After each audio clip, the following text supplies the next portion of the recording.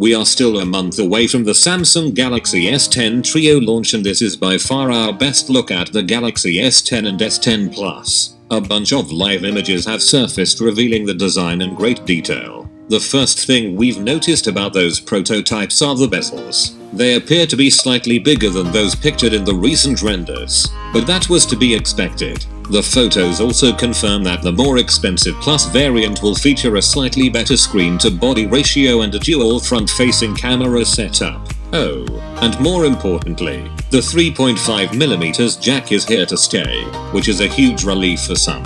The back looks a lot like the Galaxy Note 9 but adds another camera and removes the fingerprint reader, which is yet another indication that those two will sport an in-display scanner. That's all for this video. To watch more, subscribe.